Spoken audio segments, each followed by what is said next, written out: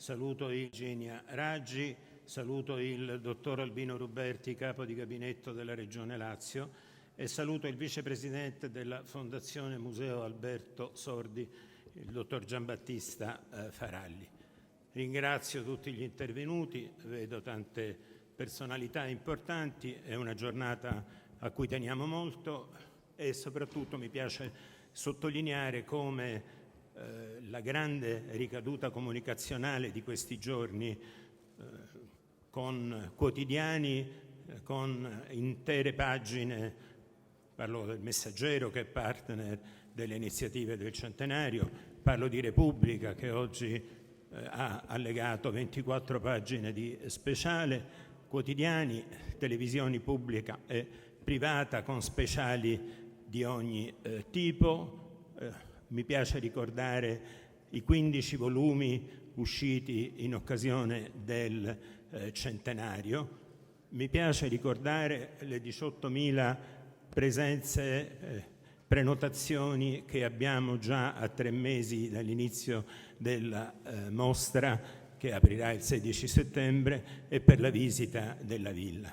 Tutto questo attesta che l'amore per Sordi è sempre grande da parte di tutti, da parte soprattutto della gente comune, questo ove ce ne fosse stato, necessità di attestarlo. Sordi è sicuramente un bene culturale e artistico del nostro Paese e soprattutto ci fa piacere, e qui devo ringraziare la sindaca Raggi che ha dato la massima disponibilità con grande entusiasmo quando la siamo venuti a trovare con la Fondazione, perché questa giornata potesse essere svolta in Campidoglio, la casa istituzionale di Roma e dei romani.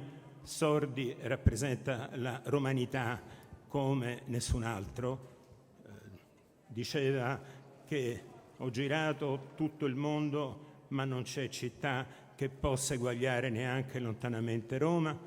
Diceva che non l'avrebbe lasciata mai se non il giorno della morte, ed è, il più incredibile racconto di romanità e di vizi e virtù dei romani come solo Belli e Trilussa avevano fatto. L'altro motivo per cui siamo felici di essere qui in Campidoglio è legato per Sordi a 2 momenti importanti.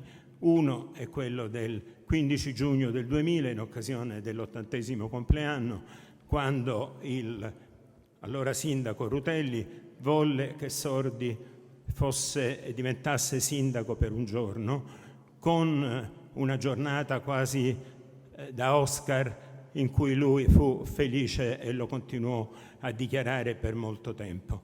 E sempre in Campidoglio, sotto la regia del sindaco Veltroni, a marzo, il 25 e il 26 di marzo di 17 anni fa, nel 2003, fu allestita una camera ardente che vide la presenza di decine e decine di migliaia di romani in un momento di grande unità che solo Sordi poteva dare. Grazie, passo la parola alla sindaca Raggi.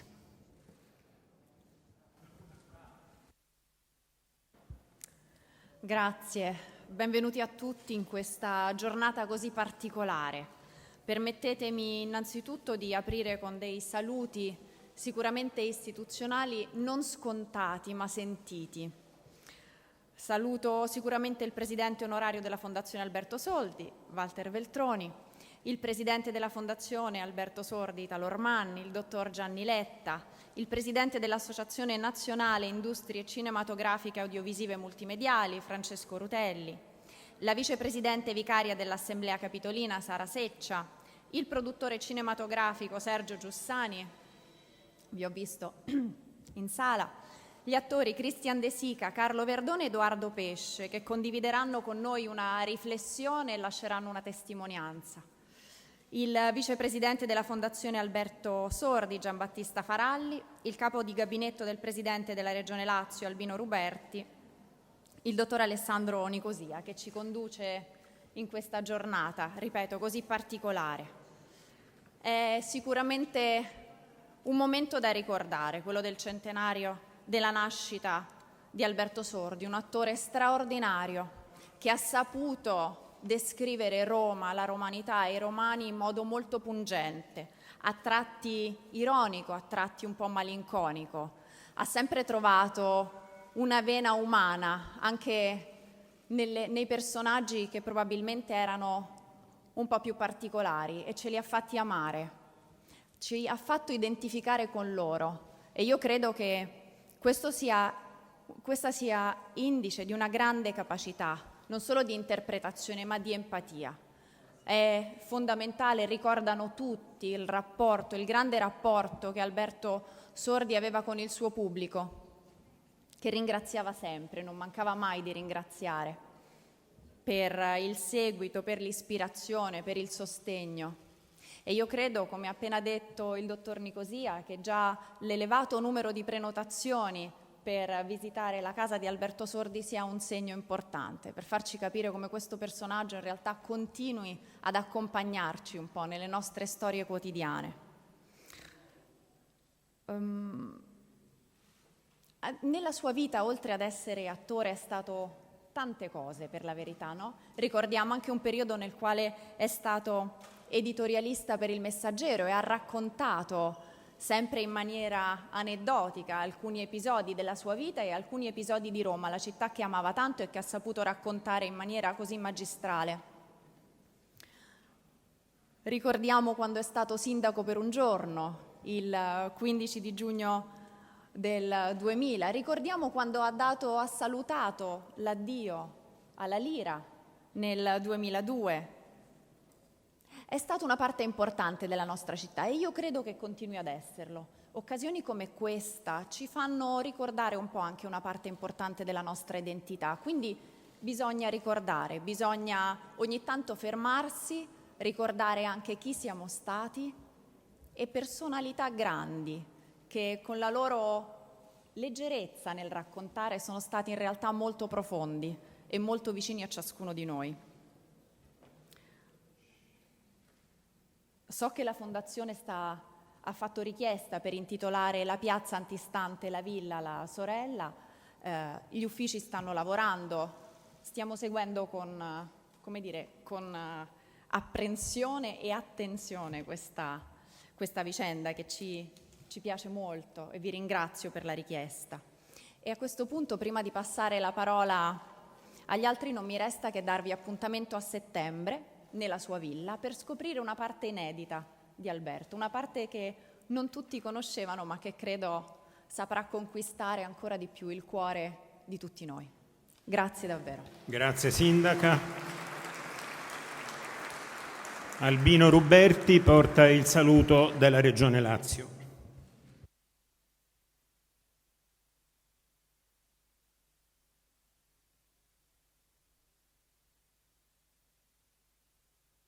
Eccoci, chiedo scusa.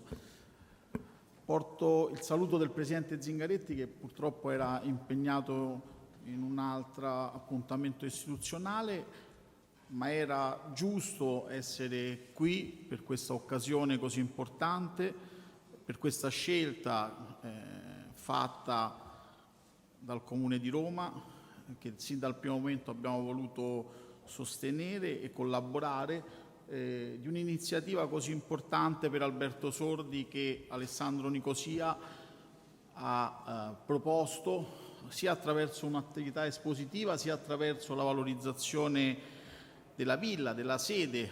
E io mi auguro che, passata questa stagione così difficile che ha un po' bloccato tutte le attività legate al virus, possa poi rimanere un elemento permanente nell'offerta culturale e turistica della città, per il valore che Alberto Sordi rappresenta nella storia di questa città, del nostro paese, e in un settore così importante per la nostra città e la nostra regione che è il cinema. è una delle industrie più importanti del nostro territorio, che peraltro sta vivendo un momento difficilissimo legato al virus, come tanti altri settori della nostra società. E credo che questi appuntamenti ci possano aiutare non solo a ricordare, ma a comprendere il valore e l'importanza di questo settore. Quindi noi ci auguriamo che, come in tutti gli altri settori, si possa aprire una nuova fase di rilancio in cui, accanto alla sconfitta del virus, ci sia uno stimolo in più rispetto al rilancio di questo settore. Sappiamo quanto questo sia difficile per le problematiche che ci sono in tutti i segmenti del settore, dalla produzione all'esercizio e alle attività, ma credo che con l'entusiasmo, la forza, la voglia, tutti quanti insieme, di rilanciare, noi possiamo e dobbiamo non disperdere il patrimonio di questo settore, di questa industria così importante per il nostro territorio e il nostro Paese. E quindi siamo veramente contenti che anche questa occasione, oltre a ricordare questa personalità, possa essere anche uno stimolo per tutti noi per impegnarci al massimo per il rilancio del settore. Quindi grazie al Sindaco e grazie anche alle tante personalità che peraltro con cui ho avuto l'onore e il piacere di collaborare, i precedenti sindaci e il Presidente Letta, che sono stati un po' i miei maestri, e quindi è con particolare emozione che porto questo saluto. Grazie. Grazie, dottor Ruberti. Il vicepresidente della Fondazione Museo Alberto Sordi, dottor Giambattista Faralli.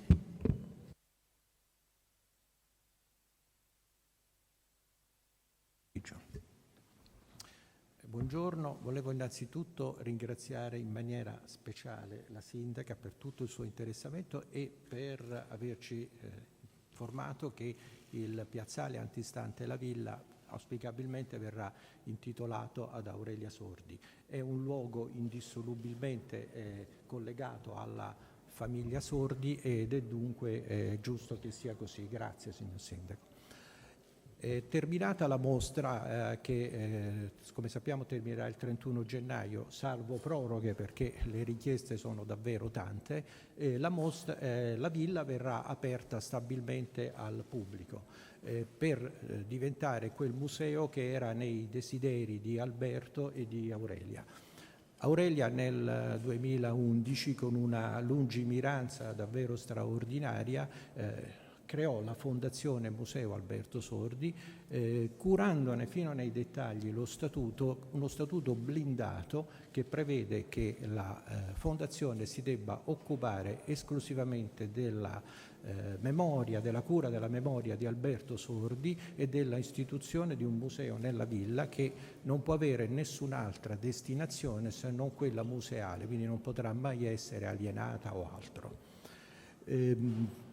Noi abbiamo già iniziato quella che è la realizzazione del museo ed anzi, se non ci fosse stata l'emergenza sanitaria, contavamo proprio oggi di inaugurare quello che è il primo nucleo del museo, vale a dire l'archivio di Alberto Sordi. Si tratta di un archivio imponente che è stato sottoposto a vincolo dalla Soprintendenza Archivistica del Lazio, e che ringrazio anche per la presenza oggi della dottoressa Monica Grossi, sovrintendente. È un archivio che è stato dichiarato di particolare interesse storico per la sua, posso usare questo termine, imponenza.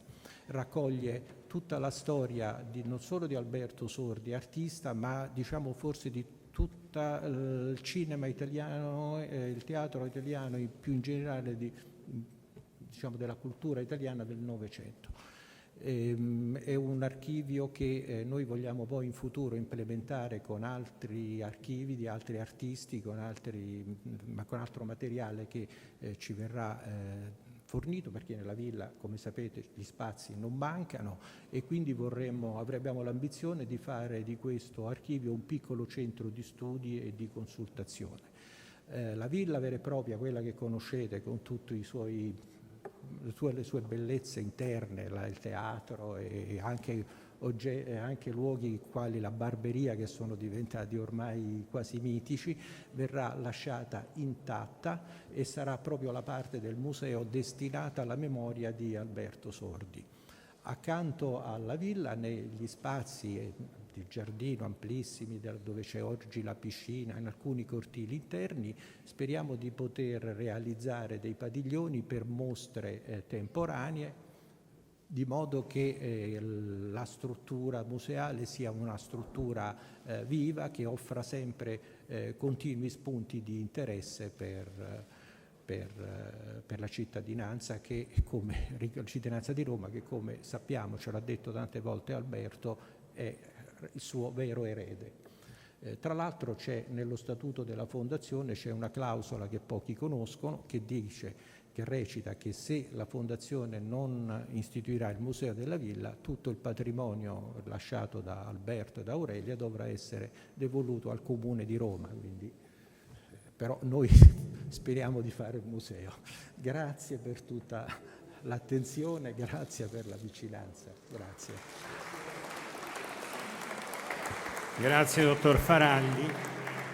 Volevo salutare, chiedo scusa che non l'abbiamo fatto prima, la sovrintendente Daniela Porro, che è stata fondamentale per tutte le autorizzazioni che abbiamo dovuto richiedere, perché vicino alla villa ci sono due grandi tensostrutture, una all'interno nei giardini e una all'esterno nel piazzale, speriamo presto, Aurelia Sordi. Siamo riusciti nell'obiettivo primario, che era quello di coniugare quello che era il percorso artistico e ovviamente personale di Sordi con la villa, cercando di trovare un'armonia con alcune sezioni che sono installate all'interno della villa e le altre dopo essere passati dai meravigliosi giardini che evidentemente sono in esterna, perché la mostra è gigantesca, non solo per i tanti inediti, ma per tanti materiali importanti, filmici, per i tantissimi costumi che abbiamo recuperato. Prima di passare alle testimonianze, mi piace di ricordare una cosa a cui teniamo molto, che è il volume edito per i tipi di Schirà sulla villa Sordi.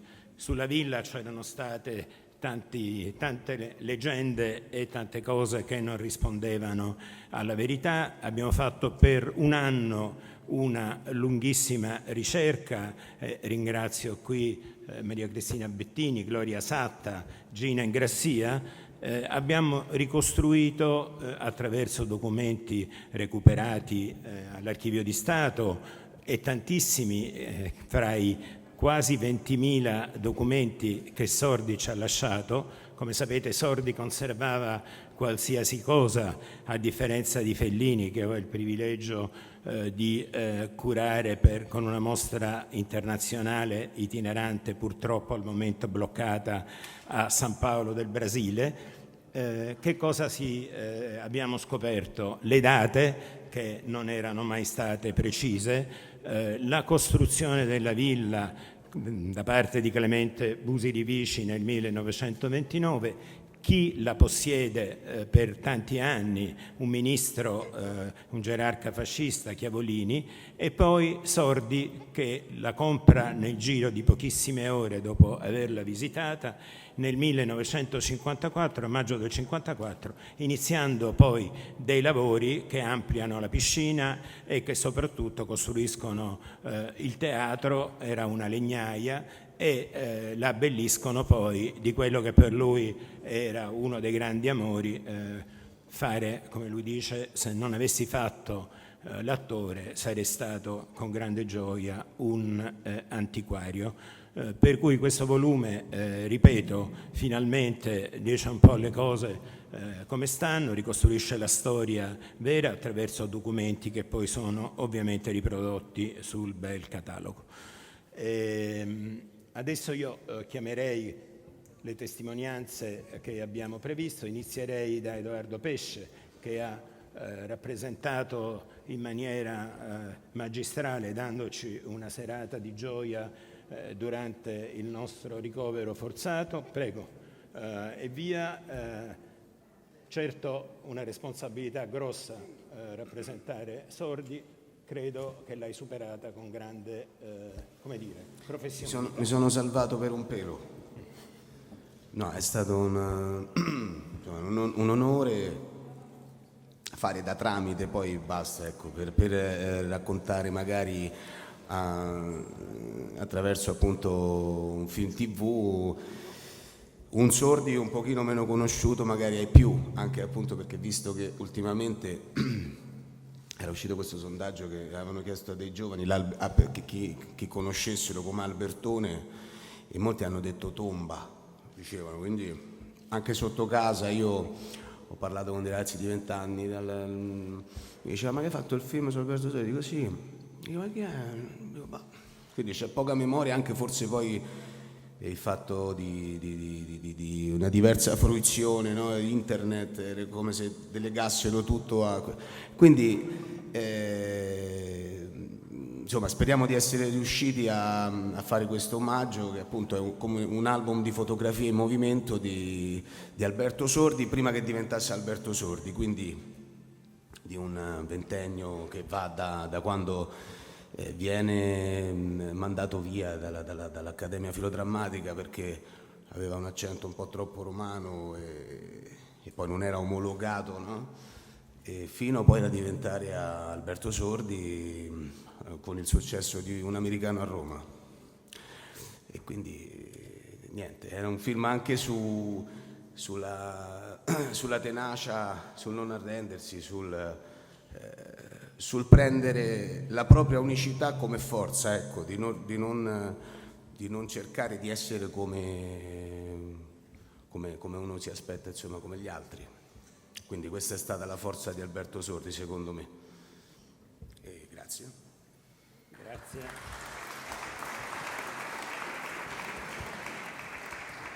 Christian De Sica con la sua famiglia ha avuto un rapporto a dir poco familiare con Alberto Sordi.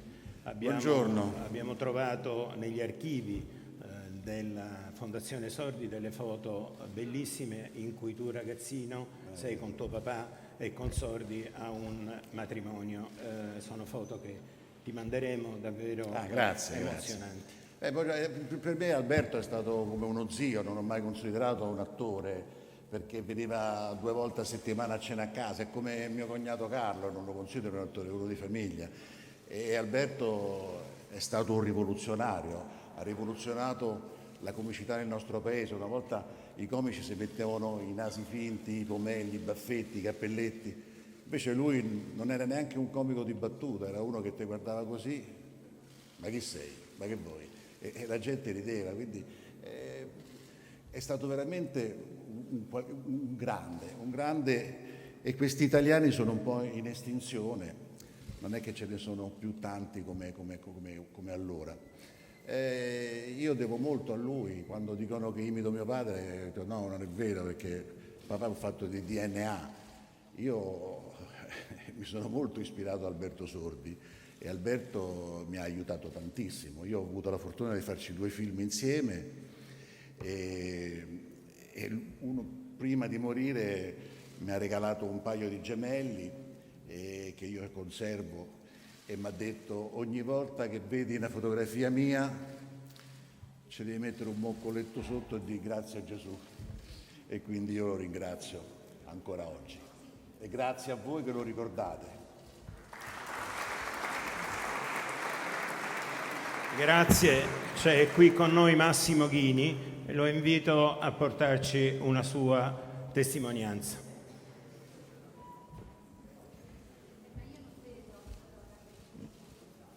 Ma io penso che tutto quello che si debba dire si dirà e si è detto su Alberto Sordi diventa un'inutile ripetizione, perché Alberto Sordi fa parte della nostra... C'è qualcuno che non vede, fa parte della nostra storia ed è nel nostro DNA. Io non ho mai condiviso molto l'idea di essere Actors Studios dipendente, perché sono nato nello stesso anno in cui veniva fatto Un americano a Roma, e sono cresciuto con questa storia meravigliosa che questi attori ci hanno regalato. Parlo di Sordi, parlo di Tognazzi, di Manfredi e di tutta la banda di colonnelli e i registi alla loro altezza. Due cose mi hanno colpito: una mi lega a Francis Ford Coppola e l'altra mi lega a Walter Veltroni, perché adesso vedo che Walter cambia una cosa che è successa qua peraltro e mi ha fatto molto ridere, però ti dà l'idea del personaggio. Una è questa: io vengo chiamato nel 99 a fare una pubblicità diretto da Francis Ford Coppola che si rifaceva, era un remake dello Sceicco Bianco, e quindi incontro per la prima volta questo gigante in tutti i sensi del cinema mondiale in una suite di un albergo qui del centro, e io sto lì un po' in tensione aspettando quest'uomo che a un certo punto bussa avanti e mi dice Massimo, qua, e dopo 2 minuti voleva da me vedere il famoso passetto di Alberto, quella cosa qua, e io sono rimasto impressionato, perché pensare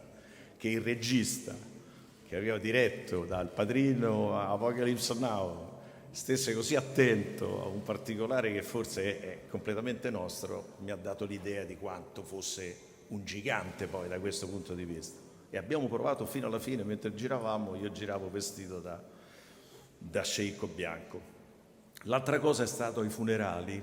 Questa cosa mi è capitata di raccontarla a Walter, per dire la forza di un comico supera qualunque barriera. Io sono arrivato in fila insieme a tantissimi romani, sono entrato nella sala dove c'era Alberto, e credo che qualcuno ti abbia avvertito, hanno detto guarda è arrivato Massimo, così, e tu mi hai raggiunto e noi ci siamo trovati tutti e due davanti alla bara di Alberto Sordi, composti e commossi, solo che tutto intorno a noi giravano delle proiezioni di film, se ti ricordi, a ruota libera.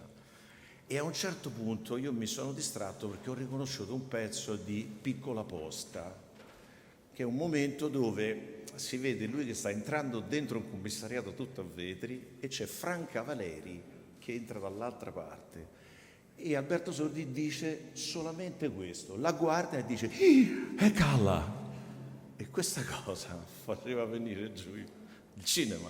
E io in quel momento, te ne chiedo scusa, ma non ho resistito, perché ho visto la cosa e ti ho detto piano è Calla, e tu hai cominciato a ridere insieme a me dicendo stiamo facendo una figura barbina. Invece in realtà stavamo facendo un grandissimo omaggio a un comico che pure nel momento che mancava e non c'era più ci dava la possibilità di ridere. Grazie Alberto per tutto. Grazie. Una straordinaria amicizia, due grandi della romanità e della commedia all'italiana, Alberto Sordi e Carlo Verdone.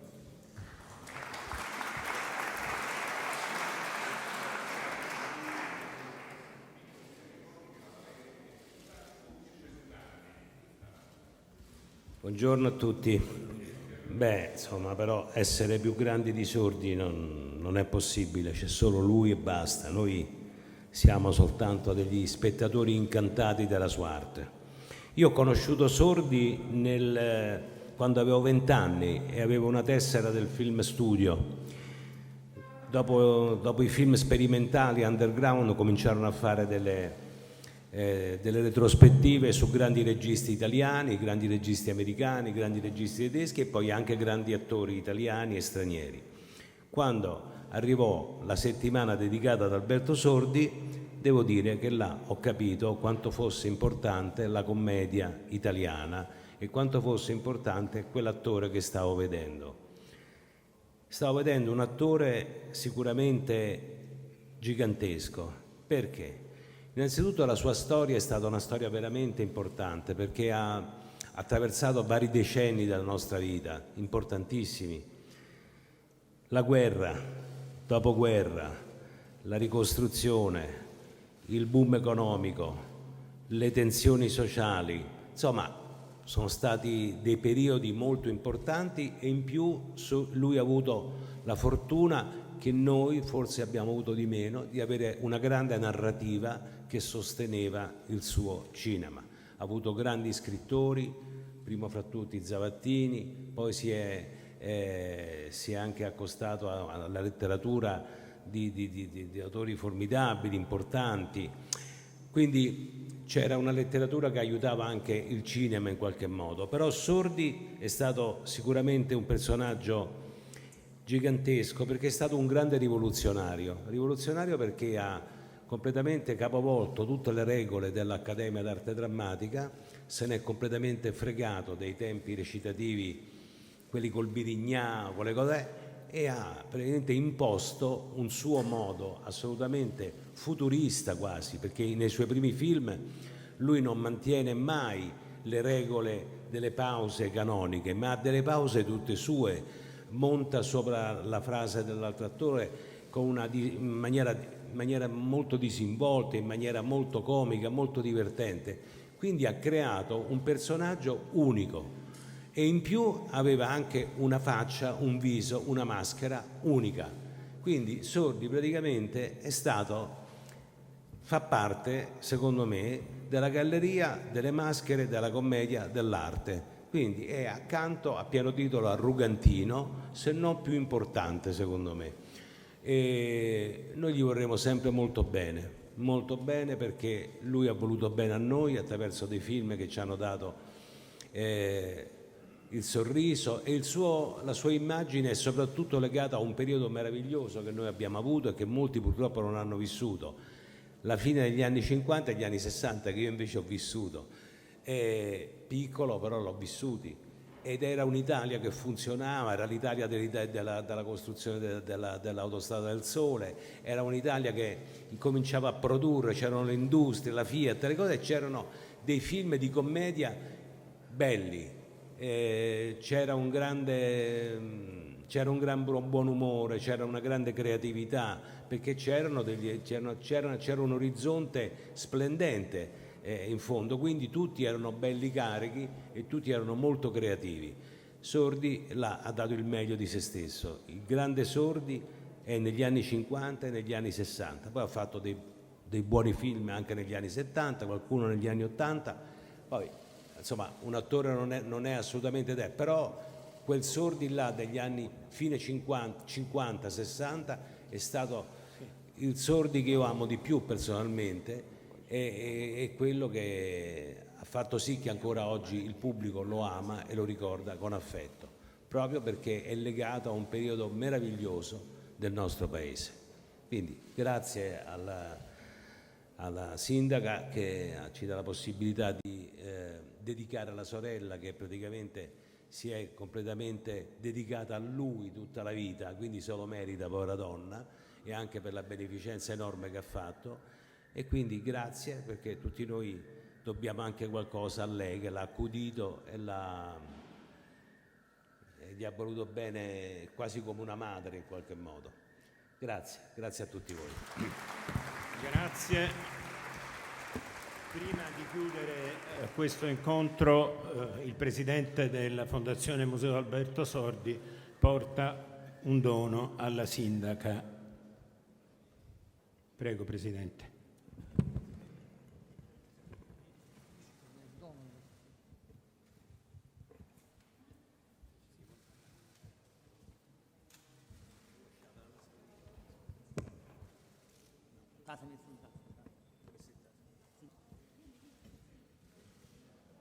Buongiorno a tutti.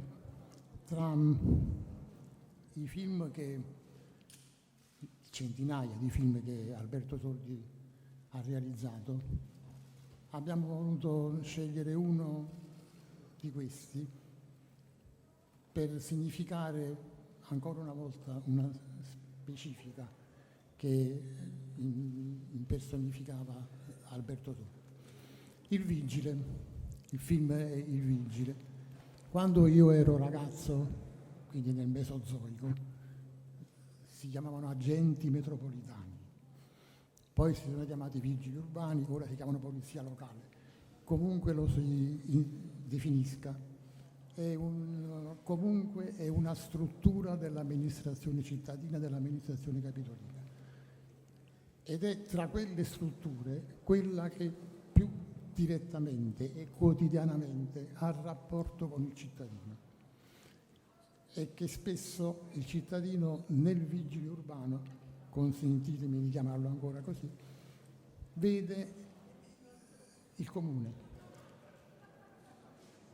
E in questo rapporto si estrinseca anche la possibilità di dialogare tra la pubblica amministrazione e la cittadinanza. Anche oggi sono qui rappresentanti del corpo di polizia locale, non nelle divise che indossano tutti i giorni naturalmente, ma con questo spirito, con questa chiave di lettura del personaggio del vigile, vogliamo darle questo ricordo.